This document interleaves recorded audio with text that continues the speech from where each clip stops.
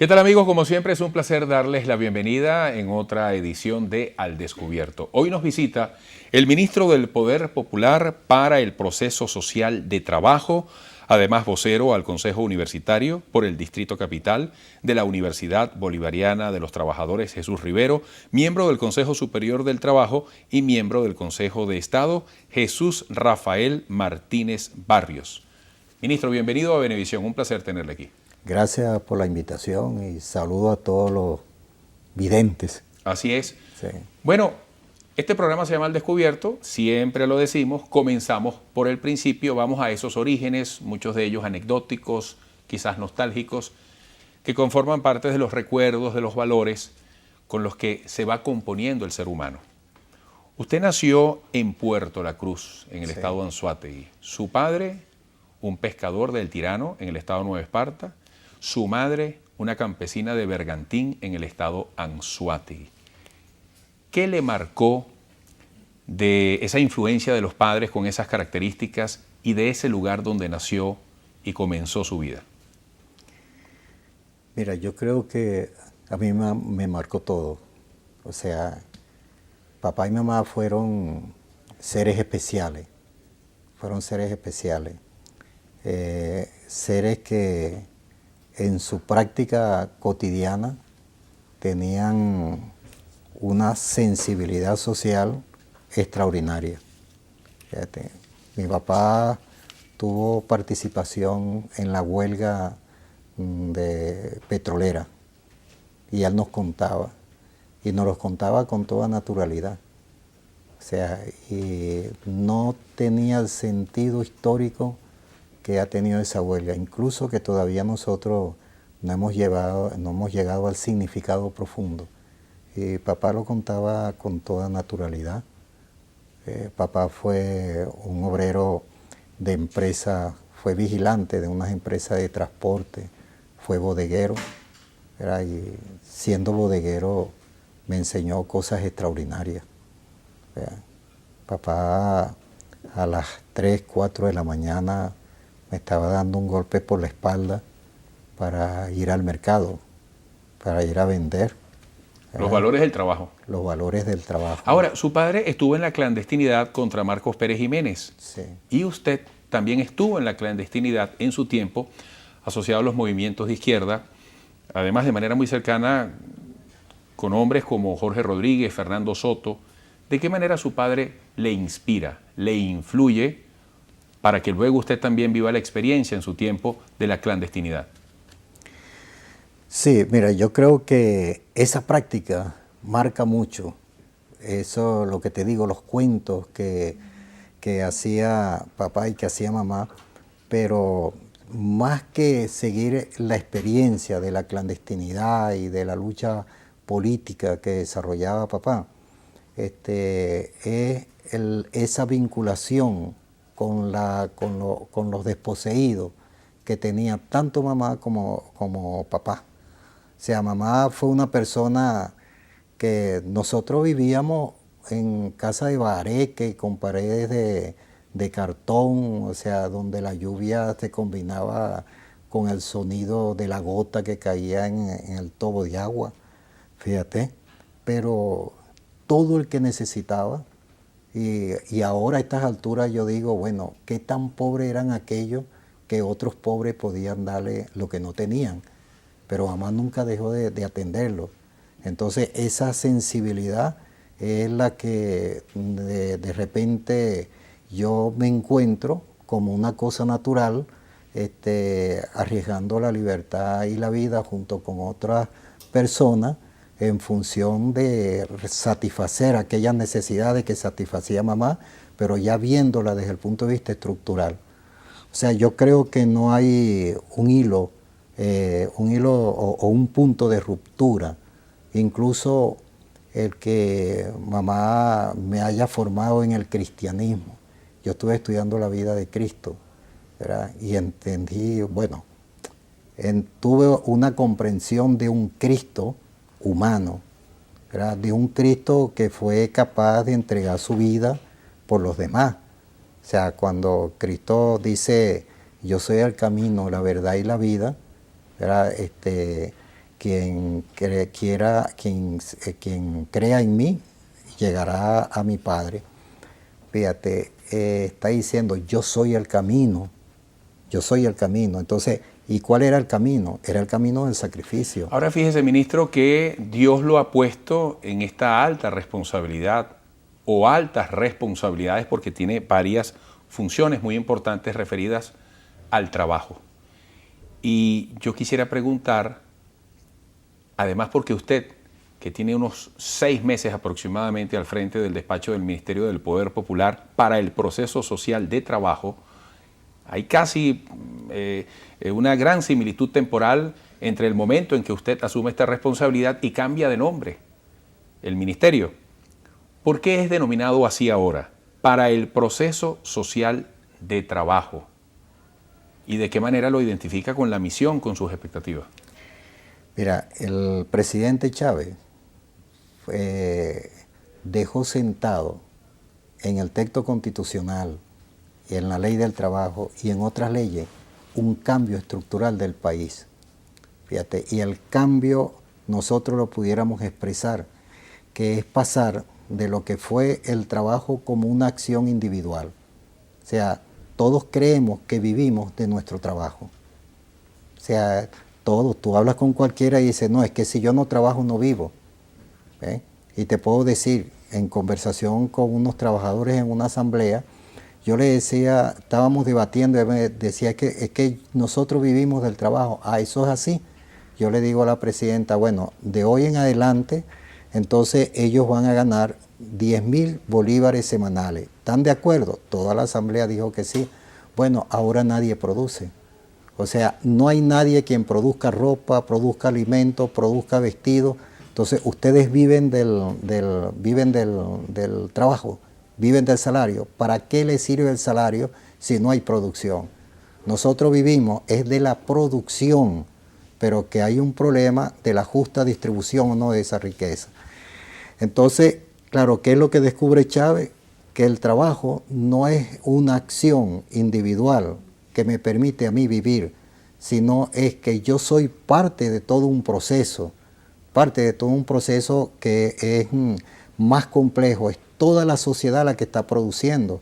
Nosotros estamos desarrollando este acto aquí, esta conversación, precisamente porque hay electricidad que la generan unos trabajadores, porque hay trabajadores porque hay camarógrafos.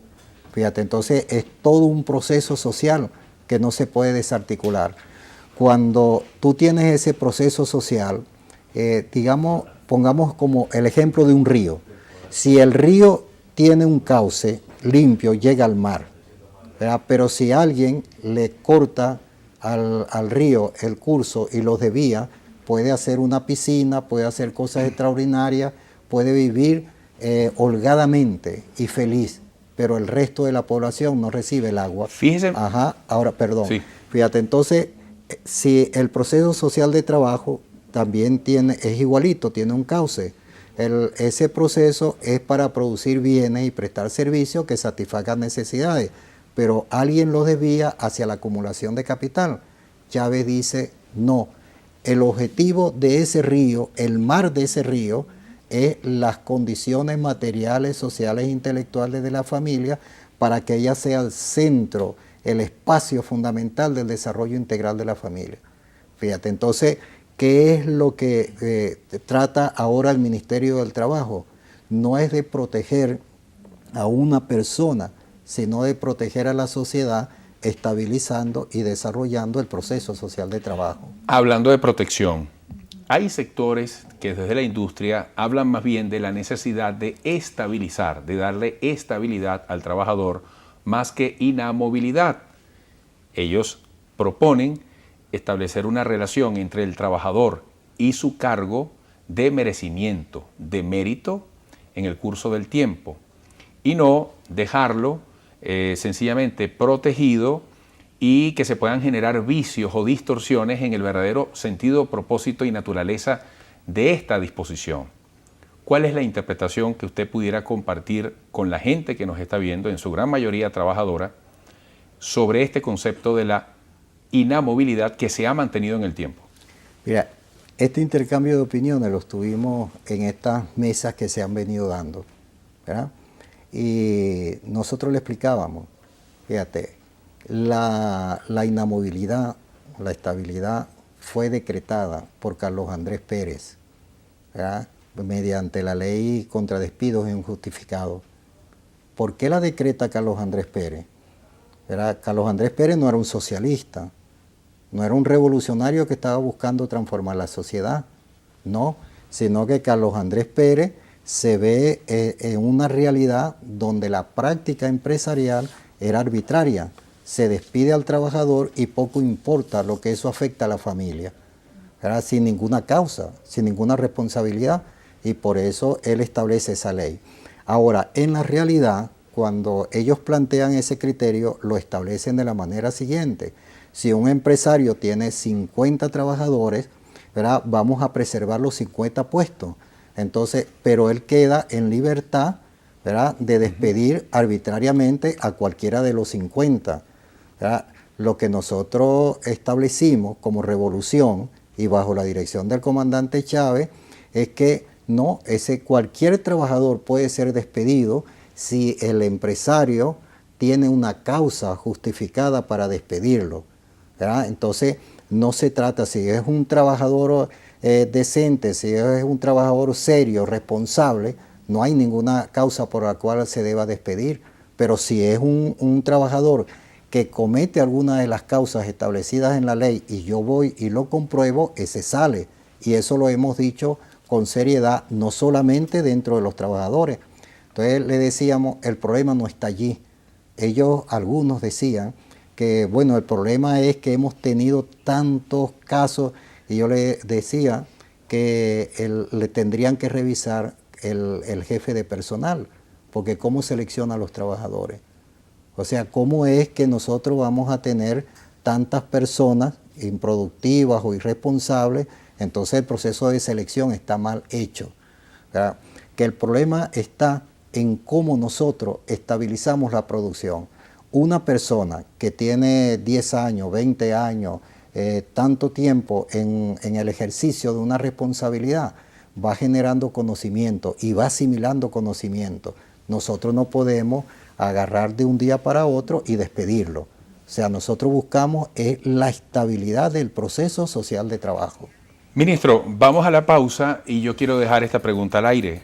En días recientes, Cristian Pereira, presidente de la Federación Unitaria de Trabajadores de Automotrices y Autopartistas, decía que están a punto de perder sus puestos 1.500 trabajadores de las ensambladoras de vehículos. Pongo sencillamente este ejemplo, ¿no? Y decía, el problema no se resuelve trayendo carros chinos. Yo quisiera al regreso una reflexión sobre la relación productividad-generación de empleos, autoabastecimiento, transformación de insumos importados o importación directa de productos en medio de esta situación económica y decisiones importantes que está por tomar el Ejecutivo. Estamos conversando con el ministro, déjame leerlo bien para que no haya error, el ministro del Poder Popular para el Proceso Social de Trabajo, Jesús Rafael Martínez Barrios. Hoy, al descubierto.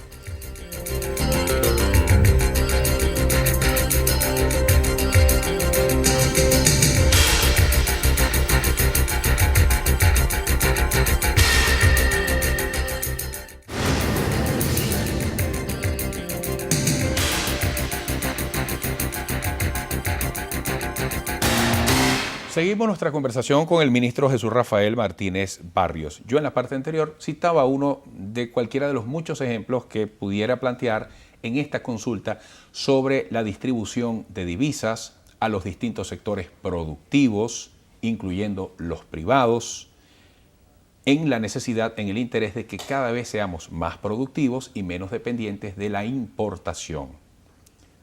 ¿Qué evaluación tiene usted que compartir en este sentido? Estamos en una crisis. ¿Cómo evalúa usted, si es el caso, la dificultad que plantean sectores como este ejemplo que yo ponía del área automotriz? Sí, creo que hay dos temas gruesos que tú estás planteando en tu pregunta. Una es sobre la crisis y otra es sobre este proceso de la automotriz, que es lo que plantean los camaradas ahí sobre la situación de la empresa. Mira, la revolución tiene claro que su estabilidad, desarrollo y profundización depende de la producción. Depende de la producción. Y fundamentalmente de la producción nacional, sin negar todas las relaciones internacionales. Ahora, nosotros hemos venido desarrollando como país una economía importadora, que indudablemente hoy está atravesando una situación complicada porque está combinada con la guerra económica. Hay una cantidad de acciones sistemáticas, ¿verdad?, que fueron dirigidas, orientadas a extraer divisas para mantener la acumulación de capital, ¿verdad?, sin desarrollar la actividad productiva. ¿Ve? O sea, ahora, el Estado toma un conjunto de medidas para regularizar la entrega de divisas, ¿verdad? Y se ha venido debatiendo y hay empresarios de verdad que estando comprometidos con la necesidad de la producción han ido resolviendo su situación. Pero no hemos logrado resolver todos los problemas que están planteados en esa materia. Pero la disposición del gobierno es resolver todos esos problemas de divisa. Fíjate, en ningún momento tiene planteada la revolución cambiar su orientación de desarrollar una economía productiva en el país por una economía de exportación, de importación. En absoluto, no está planteado. Pero lo que sí es cierto, que frente a la práctica contraria, parte de la guerra económica, que están orientadas a frenar la producción nacional, la revolución no vacila en importar para que al pueblo no le falte el producto que está escaseando. Eso ha sido la práctica. Ministro, ¿por qué camino hay que ir para reactivar el empleo? Mira, el camino de la reactivación del empleo tiene diversas aristas. Por ejemplo, nosotros tenemos todavía un movimiento de trabajadores que no tiene plena conciencia que la producción está en sus manos. Toda la producción, tanto pública como privada, está en manos de los trabajadores. Fíjate, un empresario solo no puede poner en marcha ninguna empresa. Si no están los trabajadores que han ido acumulando conocimiento, que han ido acumulando experiencia, ¿verdad? Si esos trabajadores como clase, no como individuos, como clase, no toman conciencia, fíjate, y participan conscientemente en todo lo que es la elaboración de diagnósticos, de planes, de programas, fíjate, y van vigilando la ejecución de todo ese proceso productivo, nosotros no lo resolvemos. Entonces yo te diría que un punto fundamental está en el sujeto social llamado a dirigir la producción dentro de ese marco. Fíjate, ¿por qué la clase obrera tiene esa responsabilidad histórica ahorita? Porque en la Constitución está la orientación hacia dónde debe dirigirse la producción. Es decir, hacia dónde se debe dirigir el proceso social de trabajo. Debemos producir bienes y servicios para satisfacer necesidades de la población, para satisfacer las necesidades de vivienda. Pero si nosotros tenemos paralizada por cualquier factor la producción de cabilla, la producción de cemento, la producción, indudablemente estamos afectando la dirección del proceso social de trabajo que se dirige allá. Entonces, eso va acompañado también de la decisión de los empresarios, ¿verdad?, que sienten a Venezuela, que sienten esta patria, ¿verdad?, con lo que estamos trabajando, porque con muchos de ellos estamos trabajando consciente y con disposición de ponerlo en marcha. A propósito de este punto, para la próxima parte, ¿cuál es el papel del sector privado? Porque hay una discusión sobre el actual modelo político vinculado con un modelo económico. Hay sectores del país, particularmente del área privada, que insisten en que hay un problema de modelo. El propio presidente Nicolás Maduro ha prometido un sacudón, una revolución dentro de la revolución. ¿Qué expectativas podemos tener? ¿Dónde cree el ministro que se puede enfocar el espacio para los cambios, si acaso incluso de raíz, profundos, en un nuevo direccionamiento de las políticas económicas para que tengamos más empleo, para que seamos más productivos? Regresaremos con el ministro del Poder Popular para el Proceso Social de Trabajo, Jesús Rafael Martínez Barrios, hoy al descubierto con ustedes.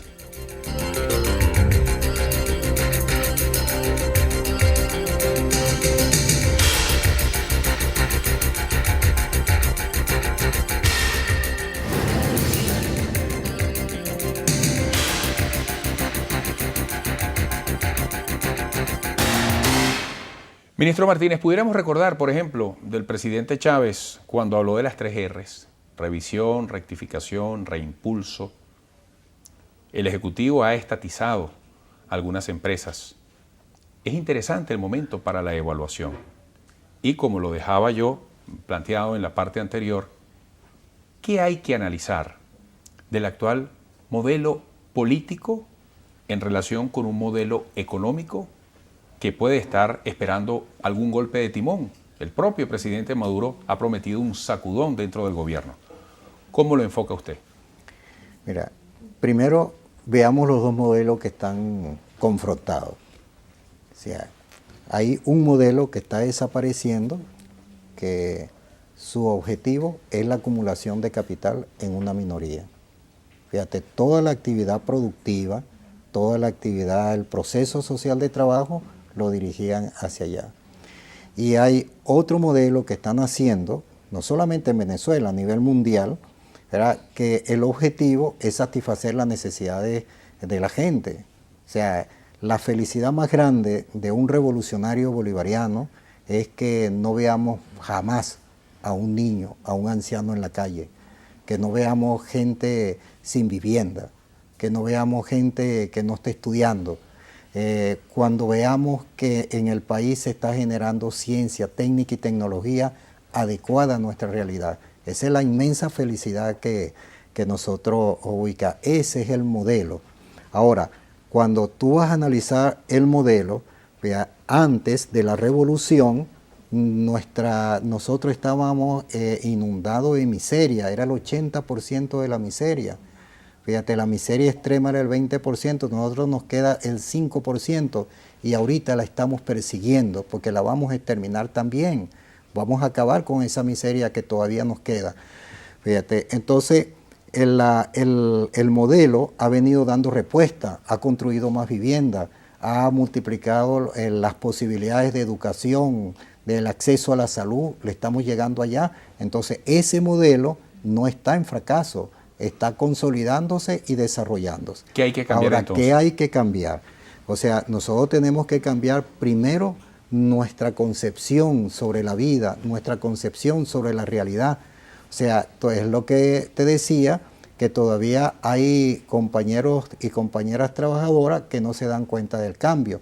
Así también hay empresarios que no se dan cuenta del cambio, de la transformación. Fíjate, hoy en esta transición, la unidad entre empresarios honestos, comprometidos con la felicidad de un pueblo y sus trabajadores es fundamental. Ese cambio debemos darlo. Vamos a elaborar planes y nos unificamos en torno a eso. Otra cosa que debemos dar es de verdad una batalla contra todavía manifestaciones de lo que fue aquel modelo, que es todas esas prácticas deshonesta, de corrupción, ¿verdad?, que hay. Esa batalla la vamos a seguir dando, se viene dando. Ahorita hay una serie de funcionarios que han sido detenidos precisamente por esas prácticas. O sea, eso lo debemos modificar. Ahora, no podemos modificar el sistema electoral. O sea, nosotros debemos fortalecer que los cambios en la dirección de la sociedad, del país, deben mantenerse a través de los procesos electorales tal cual como se viene dando en la actualidad. Ese cambio no lo debemos producir, porque a veces nosotros cuando hablamos de los cambios estamos hablando de lo que viene siendo positivo. Fíjate, nosotros no podemos cambiar la concepción que tiene la Fuerza Armada hoy. La Fuerza Armada hoy está comprometida, está asumiendo responsabilidades en la producción. Antes no era así. La Fuerza Armada está subiendo con nosotros a los cerros a perseguir la miseria, ¿verdad? La Fuerza Armada se ha comprometido a estabilizar cuando se han presentado brotes de alguna forma de lucha armada en el país, ha estado allí la Fuerza Armada. Entonces esas cosas que son positivas no las debemos cambiar. Debemos cambiar todo aquello que de alguna manera es herencia del pasado, ¿verdad? Y tomar del pasado todo lo positivo, toda la infraestructura productiva, todo el conocimiento científico, ¿verdad? Todos los avances tecnológicos que hemos tenido. Eso lo debemos tomar y desarrollarlo. Ministro, se agotó el tiempo. Gracias por esta visita. El país a la expectativa de los cambios más positivos posibles frente a la realidad actual en función de las decisiones que estén por tomarse, que estén por anunciarse. Mucho éxito. Bueno, gracias a ti y a Venevisión por esta oportunidad, ¿verdad? De repente por iniciativa propia no lo hubiese hecho. Bueno, siempre invitado por acá. Espero que se repita en el corto plazo. Bueno, gracias. Ha sido Jesús Rafael Martínez Barrios, ministro del Poder Popular para el Proceso Social de Trabajo, vocero al Consejo Universitario por el Distrito Capital de la Universidad Bolivariana de Trabajadores Jesús Rivero, miembro del Consejo Superior del Trabajo y miembro del Consejo de Estado. Para todos ustedes, nuestro deseo de siempre, que tengan una semana muy feliz.